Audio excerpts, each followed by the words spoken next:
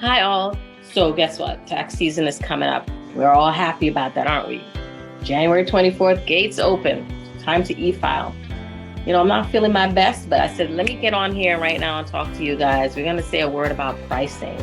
We're getting a lot of feedback, my fellow colleagues, tax professionals, going about explaining to people why it's costing so much to do taxes. Listen, the IRS is out of control. We have to take tons of training to stay on top of all these changes in the laws, the codes, the requirements, the eligibility, this credit, that credit, you can't get that credit kind of thing. And what happens is if you're not taking these classes, you're not going to be able to help people. That's a must. You have to understand that. And the people who are charging $100, $250 for a tax return, they're not taking the classes, or at least they're not taking quality classes. There's no way, no how that you can stay on top of all your training, your licenses, your software, your resources, and afford to run a practice. Eat what? We have to eat, feed our kids. Some of us are sick. Some of us are caring for elderly people. It is a nightmare out there. So, listen, I'm part of the tax mob. Here we go. The tax mob. If you don't hire somebody from the tax mob, then the IRS is out of control, because they're out of control, guys.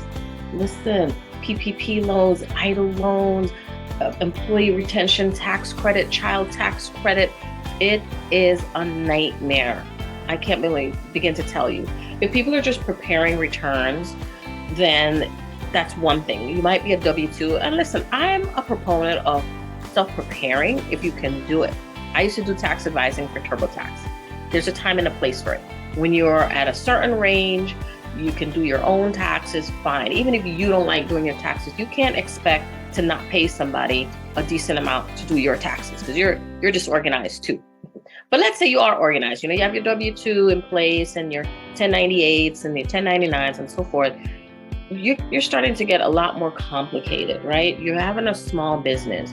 You don't need a preparer. You need a strategist. You're going to overpay on taxes, or you're going to make a mistake. My primary offering is representation work. I see it every single day.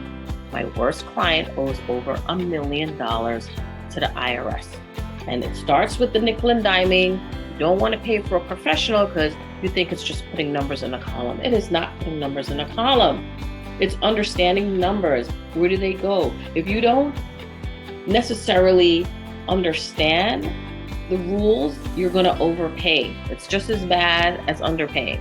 At least in my case, worse. I feel like it's worse. So just kind of understand where we're coming from, and it's not a money-making business to jack up rates to take advantage. If you're running a business, you understand what it's like to have to run the business and pay your bills and so forth. You can't have quality software and quality tools to present quality work if you can't afford it. I'm sorry. I hope that explains to you why the charges have to come the way they do. And it's only fair. People have years and years of experience, years and years of education. This is not a one-time finish your degree done thing. This is something you have to train all year and stay on top of it. And then if you do a good job, guess what? People refer you. And then here comes another one and another one and another one. And you cannot do it by yourself. It's not humanly possible. You have to hire people. Then you have to pay tax withholding. Then you have to pay workers' comp. Then there's benefits. Then there's laptop and tools. And it costs money. We have cybersecurity rules, liability rules. People are going to come and say, oh, you messed up the taxes. Now I'm going to sue you. So you have to have insurance, right? These are the things I'm trying to explain to you so that you understand what your tax professional is undergoing. Okay? So don't just say, well, quick question. No, you wouldn't do that to your doctor or your lawyer. So please have some respect for your tax preparer and understand your professional does have a business to run. Okay? I hope that really helps. I'm not trying to be disrespectful, just hoping that you can understand where your professional is coming from. All right? Thank you. Talk soon.